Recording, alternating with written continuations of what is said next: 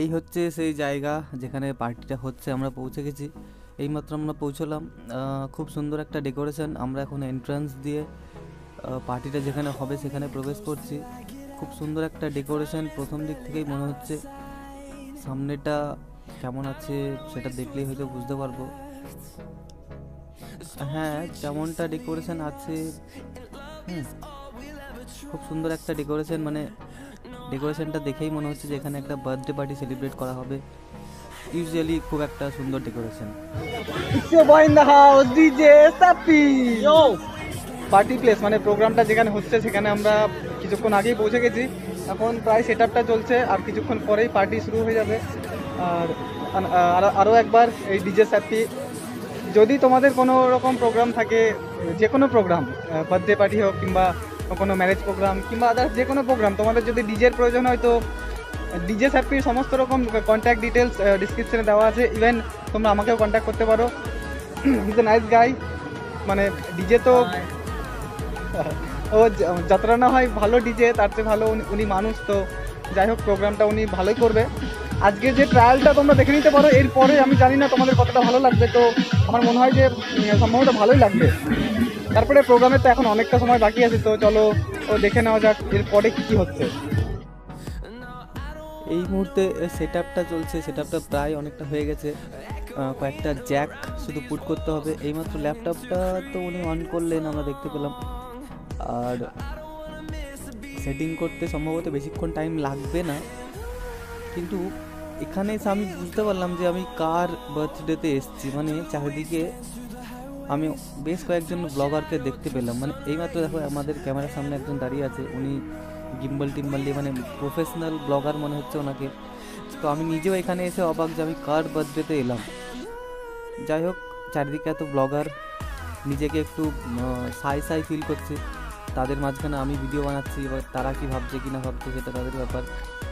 So যার বার্থডেতে এসেছি, তো তিনি একজন স্পেশাল কেউ, হয়তো পপুলার কেউ, ঠিক আছে, ডাজন্ট ম্যাটার। সেটা জানতাম না, এখন হয়তো জানতে পারলাম। চলবে, এরকম চলবে পুরো পার্টিটা, নিজের মতো করে এনজয় করব। সেটা প্রায় কমপ্লিট, সম্ভবত আর একটু বাকি আছে।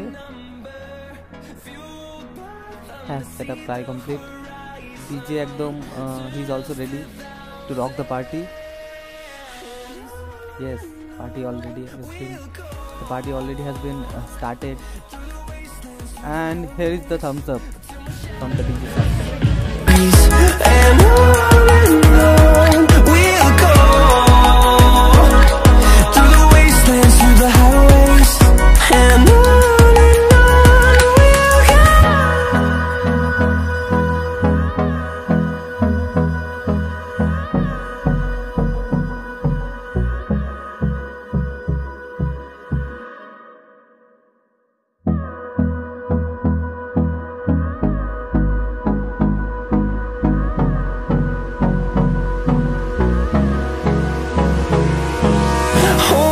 Close till I get up. Time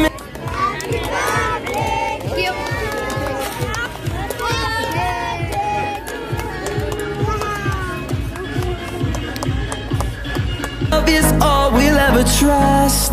Yeah, no, I don't wanna waste what's left. And on we'll go, through the wastelands, through the highways, till my shadow turns to sun rays. And on birthday to you,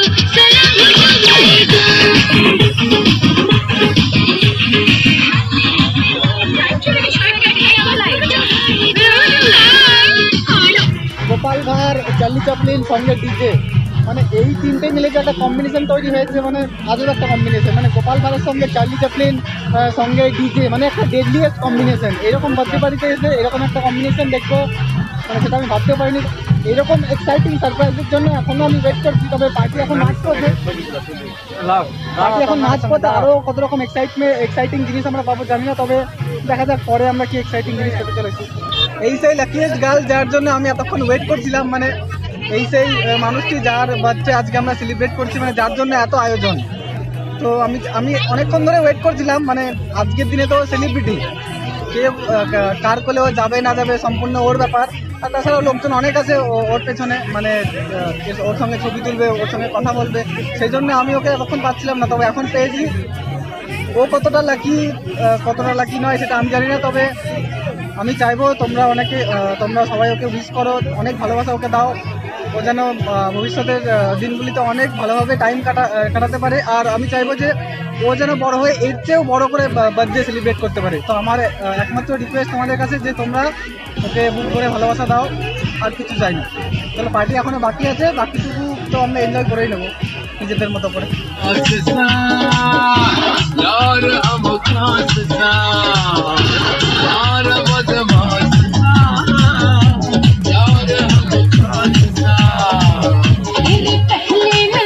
এখন প্রায় শেষের দিকে, আমরা এখন খেতে যাচ্ছি। তো শুনেছি নাকি 1100 টাকা প্লেট খাবার, মানে মিলটা আজকে 1100 টাকা প্লেটের মিল।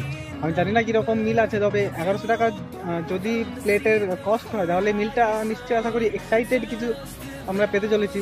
তো এখন মনে হচ্ছে আমি নিজেকে একজন ফুড ব্লগার মনে হচ্ছে, যেহেতু খেতে চলেছি এখন। আর কী খাবার পাবো, এই 1100 টাকা প্লেটের খাবার মানে খুব একটা কস্টলি খাবার। এরকম 1100 টাকা প্লেটের খাবার আমি এর আগে কোনোদিন খাইনি। এবার দেখার এটাই যে এই 1100 টাকা প্লেটের খাবারে স্পেশাল কী আছে। আমি তো খুবই এক্সাইটেড, দেখি কী পাওয়া যায়। আর ফুড ব্লগিং তো যদিও বা কোনোদিন করিনি, এর মধ্যে ফুড ব্লগিংয়ের ব্যাপারটাও চলে আসছে। তো চেষ্টা করবো কীরকম কী ব্যাপারটা হয় সেটা পুরোটাই দেখানো। তো এখন আমি চলে যাচ্ছি সোজা ডাইনিং টেবিলে। খেতে যাওয়ার আগে বলেছিলাম যে ওখানে একটা ইন্টারেস্টিং খাবার পাবো, কিন্তু সেই তুলনায় খাবারটা খুব একটা ভালো পাইনি। মানে 1100 টাকা প্লেট বলেছিল, সেই তুলনায় খাবারটা সেই রকম কোয়ালিটির হয়নি। মানে খাবার ভালো ছিল, কিন্তু ইনোভেটিভ কোনো খাবার পাইনি। আর খাবার টেবিলে বসে কোনো কথা বলতে পারিনি, এই কারণে প্রচুর লোকজন ছিল, একটু লজ্জাই লাগছিল। আমি যা খাই, আমি ভাবছিলাম যে মানে এখানে সবচেয়ে বেশি খাই আমি, কিন্তু এখানে তো দেখলাম যে বাড়ির লোকজন তার চেয়ে বেশি খাই। এখানে এসে তো কেউ নাচা কথা করেইনি, বরং আমি গিয়ে কথা বলবো সেটা বলতে পারিনি। তো যাই হোক, প্রোগ্রাম প্রায় শেষের দিকে, এখন গোটাগুটি চলছে। আজকের মতো এখানেই।